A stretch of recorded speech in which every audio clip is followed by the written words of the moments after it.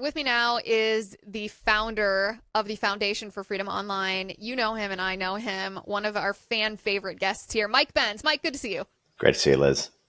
All right, Mike, we have a couple of things to unpack today, but start for me with this group Indivisible and their founders, Leah Greenberg and Ezra Levin. I think, and you can correct me if I'm wrong here, that you would define them and probably their work as at Indivisible as at least being inspired, if not directly a part of the Blob. Would that be an accurate characterization?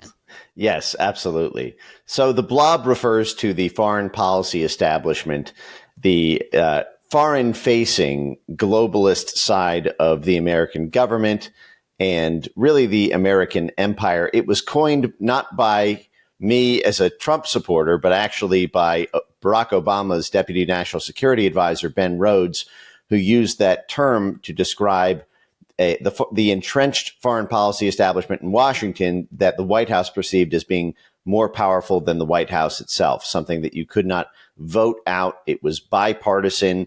It consisted of inside the government structure concentrated within the State Department, the Central Intelligence Agency, USAID, the Department of War, but that has layers above and below it connected to oligarch billionaires, multinational corporations, private investment funds, hedge funds, private equity funds, and then down beneath that, layers and layers of NGOs and civil society organizations who receive grants and contracts, grants in particular from USAID, the State Department, and as well as foundation grants from the foundations associated with the multinational corporations and billionaires. I refer to that as the donor drafter class, that top side. So in talking about George Soros, he's the quintessential donor drafter in the sense that he is a major donor into political campaigns. He was the number one donor for the Democrat Party and has been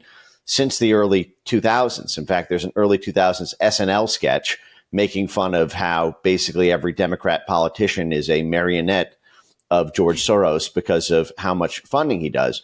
But the thing that I think is important to understand about George Soros, and actually before that, I'll just connect the tie, which is that Indivisible, according to the most recent tax filings, I believe had about $12 million in basically working capital. And now these are from 2023, so this doesn't even count the past 2 years because the 2024 tax extension deadline just happened a couple of days ago. And so this is a common thing that you can't get the tax records for the Form 990s for 501c3s until about 2 years after, basically. But it was, so they had about $12 million then. And I think about $7.6 million came from George Soros's proprietary Open Society Foundation. So over half of their entire funding comes from George Soros. And they are, we'll talk about their operations in a second, but just to understand the sort of Soros business model. So Soros, I don't think of him as a particularly ideological person at all, actually. I don't think of him as a communist. I don't think of him as a socialist. He is, in many ways, the hybrid of capitalism and socialism, depending on when it benefits his own hedge fund properties. George Soros came of age in the United States after, immigrating here, is a New York City hedge fund guy speculating primarily on foreign currencies for countries that were under the Iron Curtain in Central and Eastern Europe. And then in 1979 started the Open Society Institute, the Open Society Foundations, after his older brother, Paul Soros, was already in the game with the State Department and the Blob.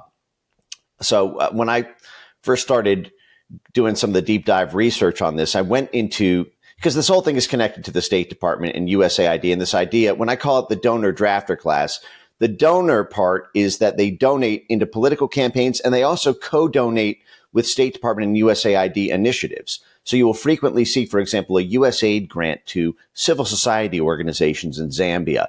And then you'll see a part of that initiative will be the Open Society Foundation, a handful of other foundations like the Ford Foundation or Carnegie's, and private businesses. And you're like, what are they doing in Zambia? Well, 9 times out of 10, 99 times out of 100, what you're going to see is there's some energy deal. There's There's some Halliburton wants the oil rights. Shell has a clean energy initiative. Some mining company that Soros is invested in wants to get access to the precious metals. The opposition party is running on ethanol mandates for fuels, while George Soros, the management fund, has invested in these ethanol companies in the country. This is so the drafter part of it is like a bike race. In a bike race, you never want to be out in front where you are doing the work and cutting the wind for everyone behind you. In a hedge fund or a multinational corporation scenario, you don't want to be paying your own private army to topple a government. You don't want to be paying out of your own pocket all the civil society organizations involved in the color revolution. You want USAID to do that. You want the Department of War to go in and retake eastern Ukraine so that your Burisma or Halliburton or Shell assets can take advantage of the crude or shale. And so this is really this relationship where the donor class drafts off of the policies and the trade policies, the sanctions policies, the brokered licenses and regulatory structure, the labor laws, the government mandates that the hedge fund is invested in. And this is, I think, really kind of the key to understanding Soros, which is the Open Society Foundation functions as street muscle for what the George Soros Management Fund is invested in. And it has been this way for 4 decades now. You can trace pretty much every major operation that the Open Society Institute has been involved in, whether you're talking about Poland and Hungary and the Czechoslovakia and Bulgaria during the Cold War, whether you're talking about Russia and Ukraine post-Cold War, whether you're talking about Bangladesh in 2024 or Brazil in 2022 or the United States here, you can directly map Soros's investments with the philanthropic arm that shows up in the streets with signs and sometimes Molotov cocktails in the adjacent protests in order to advance what is effectively a hyper-capitalist money grab. But this is another thing, is that this socialism capitalism debate that often happens between the right and left, I think it sort of misses the point here, because sometimes businesses do better under a socialist model, even when the economy doesn't. Like a great example is in Brazil. George Soros was thick as thieves with the Joe Biden State Department and USAID to regime change Bolsonaro and install Lula, who quickly attached the entire economy to China, divested of American interests, and on day one installed these clean energy mandates, while George Soros had already taken massive long positions in the very ethanol clean fuel replacements that got mandated by the Lula government. So that's good for Soros's businesses, even as it's terrible for the Brazilian economy. So and many businesses work this way. In public health, George Soros has taken massive long positions in AstraZeneca and Johnson & Johnson and big pharma companies. These companies often rely on government mandates, like we saw with the vaccines, or they rely on the declaration of a WHO emergency for SARS or Zika in order to get those governments to buy massive quantities of the very pharma companies that Soros is invested in. And so this is how I think the best way to understand the kind of driving modus operandi of the Open Society Foundation behind Indivisible is, and obviously with USAID being cut, about $30 billion a year have already been cut in grants. The rest are kind of being impounded by the White House, by Russ Vought. You also have massive cutbacks to State Department grants, many of these Pentagon civil affairs programs. So they want nothing more than to regime change this government in order to bilk more money out of U.S. taxpayers in order to maximize the profits of investments around the George Soros Management Fund. And that's also why you see a very confused messaging and, frankly, a flop during this No Kings protest. It was very confused. Nobody really could articulate what exactly was wrong with the country. Crime is down. The stock market is at all-time highs despite tariffs and the like.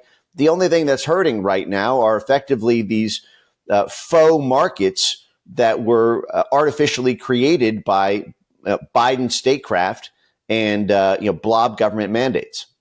Yeah, that's it. I think you're right. I think the phrase that I would use to describe it is it's egregious crony capitalism. And I almost hate to even define it like that, because usually capitalism has a pretty positive connotation with us here on this show, because I am, pro free markets, of course. But I think it's crony capitalism. It's corrupt capitalism, because he also is controlling the politicians who control the markets then to favor him. It's cheating. I also think it's interesting. So we've been having this conversation behind the scenes, me and my producer Spencer, for about a week about George Soros' ideology, because it's pretty easy when you look at Roy Singham, for example. We've talked a lot about Roy Singham on the show over the course of the past 2 months. And his ideology is extremely easy to define. All you have to do is go read something that he's written, go look at the people he associates with. He's very openly Marxist-Leninist, right? He's very openly communist, and it informs all of his decisions. But George Soros, even though he has been the boogeyman of the right for a long time, and validly so, it is a little bit more difficult to define his ideology, because he's not exactly a communist, he's not exactly a Marxist, he's not exactly a socialist. Like, what is he? We mostly define him by his desire for open borders, but even that, I was saying earlier today, actually, I was saying, yes, but that's not the ends. He doesn't just want open borders because it sounds like open society. They're actually like not the same thing. He wants that because it's the means to an end. So what is the end that he wants? And listen, I stayed up half the night last night reading as many of George Soros' writings to try to find the answer to that tiny little question. And I think, Mike, the answer to that is that he's godless. And I don't mean to sound religious or preachy here. I'm just observing that he said in the interview we played earlier in the show in 1998 that he doesn't believe in God. Well, if you don't believe in God, then you don't believe in objective truth. And the very definition that he gives on his own website of what it means to be in an open society is redefinition of words and moral relativism. You can define what freedom means to you, and you can define what democracy means to you. And he wants to destroy cultures by opening borders to destroy the norms and traditions and institutions that actually uphold objective truth. Right. Well, I think there's the direct quote. If you just type in George Soros God quote, this is a passage from his book, The Alchemy of Finance, published in 1987. He wrote, "I have always harbored an exaggerated view of my self-importance," he wrote. "To put it bluntly, I fancied myself as some kind of God." Okay. I fancied myself as some sort of God. Well, it's very interesting. In a lot of Soros's autobiographical writings, he talks about how he started off kind of wanting to be a philosopher, a la Keynes, or kind of economic philosopher. He has these kind of proprietary theories of how the market works, like reflexivity and the like. But he realized that he could not really achieve the kind of philosophical reforms unless he had godlike money, and so he focused on money rather than on philosophy. It's kind of reminds me of Ellsworth Toohey in The Fountainhead. How he goes into like religion and ethics, even though he's told that there's no career there, and he's like, "Oh, there is. Trust me, I'll make a lot more money than you as a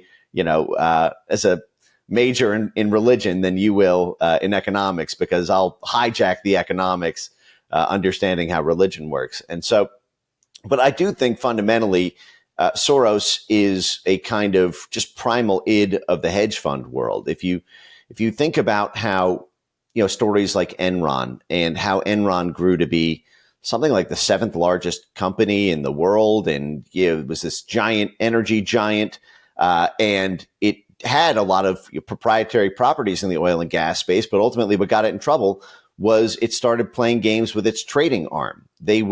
Because they were the suppliers to for example, California power plants, when they set up a trading arm, they realized that they could simply cut short their supply to the power plants and then cause a rolling brownout, and then take massive short positions or long positions in the very market they were creating. This is the George Soros model. If you effectively control personnel at the White House or the State Department or the Central Intelligence Agency or the War Department, and you are speculating on the currency of the Philippines, well, you can, if you know that you can make a couple phone calls to destabilize the Philippines or to twist the arm of a regulator to grant a license to a portfolio company, I always refer to this as insider trading on national security secrets. This is this deep relationship between the State Department and George Soros at a bipartisan level, because George Soros started off doing this under the Republican Ronald Reagan. This is why if you go to Google Image and you type in George Soros, John McCain, you'll find just pictures of them looking like they're making out. They're about to make out. It's like a love scene out of a romance novel. And this was the Republican nominee for president in 2008. Yeah. And it's the. Go ahead. People are doing this right now, by the way. They're literally typing out. Just Google image, George Soros, John McCain. And you will see this relationship is thick as thieves. And it plays out in country after country. It's one of the reasons it's so difficult to get Soros-adjacent arms like the National Endowment for Democracy shut down despite a Republican majority in the Senate, a Republican majority in the House of Representatives, and a Republican president. It's because the internationalist Republicans team up with George Soros when it comes to international affairs. And it's been this, and again, so George Soros was doing this for 8 years from 1980 to 1988, helping Ronald Reagan win the Cold War by toppling left-wing communist governments.